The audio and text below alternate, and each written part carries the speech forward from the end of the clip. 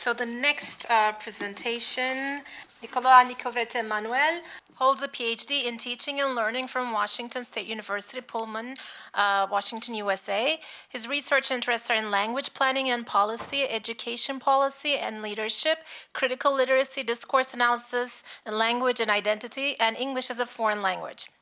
His research focuses on the intersection between languages, discourse, and language ideology and power in society.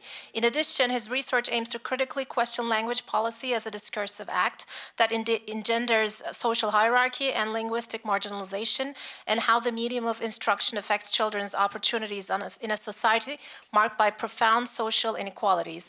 He is auxiliary professor and the chair of research and postgraduate studies at the Faculty of Humanities, Agostinho Neto University, Angola.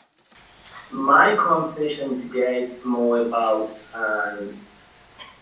leadership and policies during the COVID pandemic in Angola. As you see, that's one thing has been an area of interest to me over the years.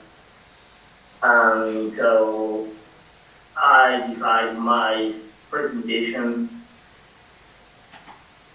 into four parts.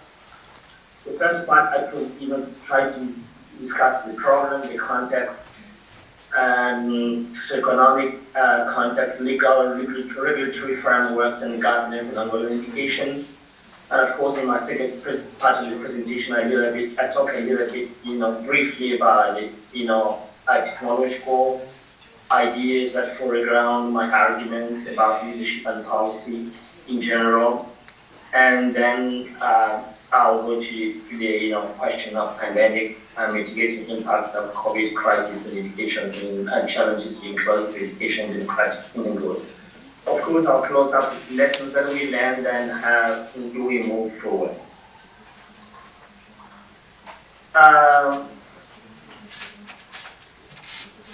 The pandemic, as we know, it has exposed the weaknesses not only of the Angolan education system, but it's a worldwide problem. And in Angola in particular, the education system, failed to meet the demands of such a crisis of such a magnitude. So the pandemic pretty much laid bare, the lack of articulation and mismatch between the de jure policies and de facto policies in Angolan education. There was a huge disarticulation among the different layers of educational leadership, school administration, and lack of instructional leadership, and it became very apparent then. Before I go forward, just a little bit of socioeconomic, context of Angola. And Angola is, as you know, is a Southern Africa country. 1,247,000 square kilometers, and its borders are Namibia, Zambia, the Republic of Congo in the north, and the Democratic Republic of Congo in the north as well. And the last census was organized in 2014. Then Angola had 25,000 million population, divided into 12,499 men, which represents 48%, and 13,289 women, which is 52%. So as we see, there's been a constant population growth in Angola between 2015 and 2020. So currently Angola has 33 million inhabitants. And the reason for that, the fertility rate in Angola is really very high, 6 children per woman. And this insight is significant for what we're going to talk about. And as you can see, overall, the population of Angola is young, is under 24 years, which represents 64% of the total population. So, but Angola remains a highly unequal country, and disparities have continued in the rise in recent years, as indicated by the Gini coefficient of 43 in 2008 and 0.51 to 2019.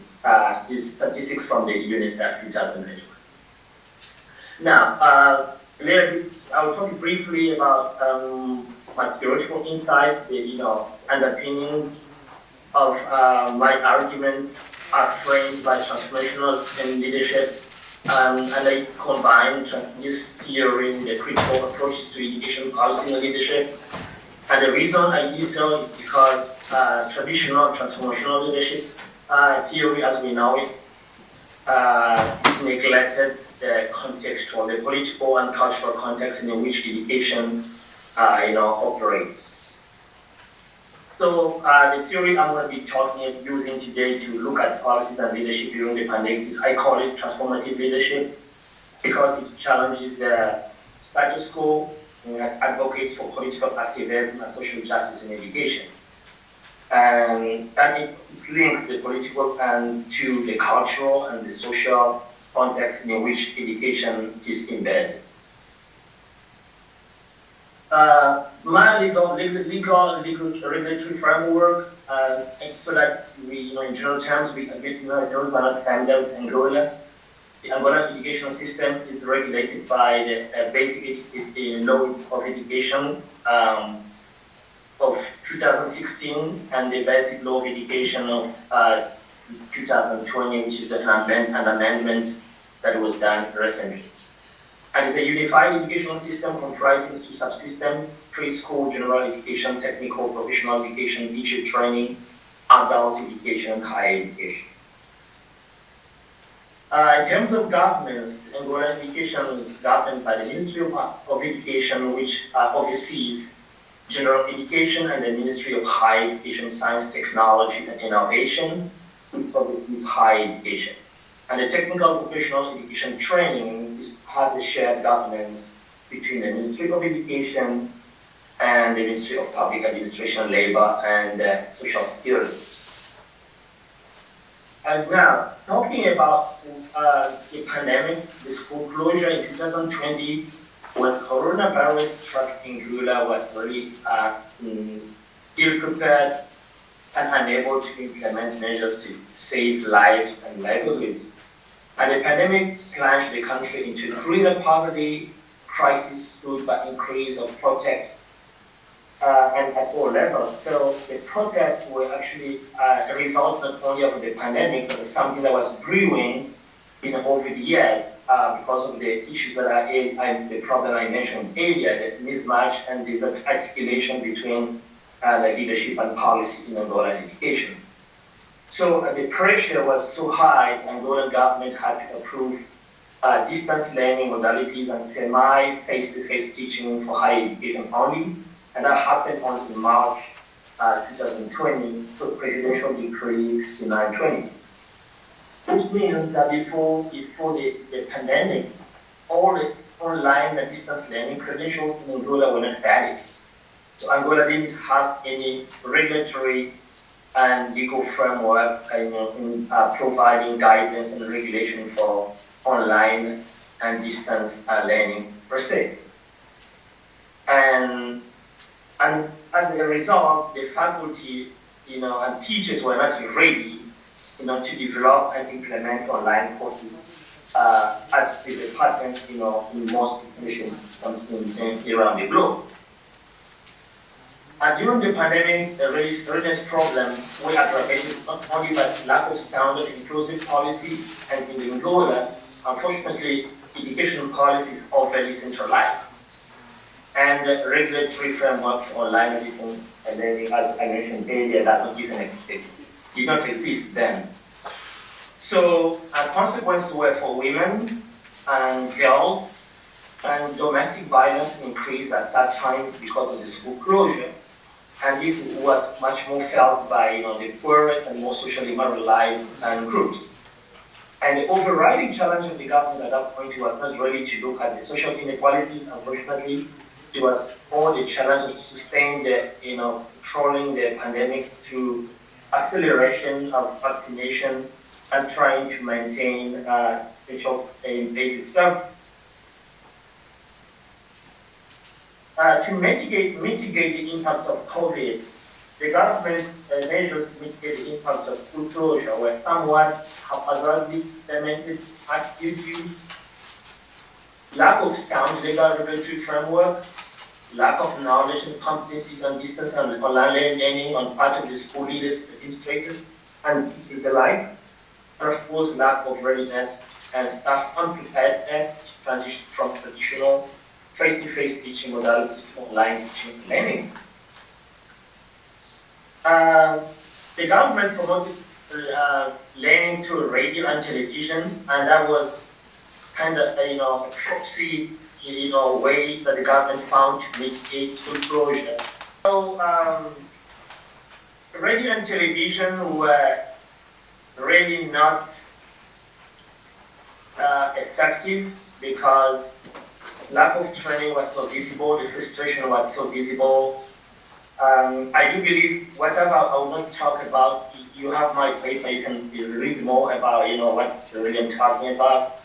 And lack of training from teachers was another problem that was affecting their education window.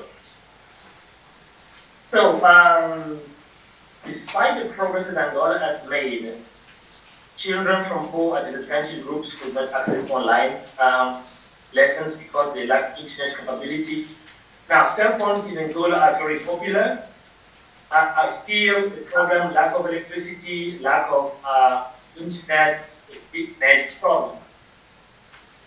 The challenge is that, HUMP Angola for building a more inclusive and democratic education system are manifold. The most important one is that Angola locates only just a tiny part of GDP for education. Education is underfunded.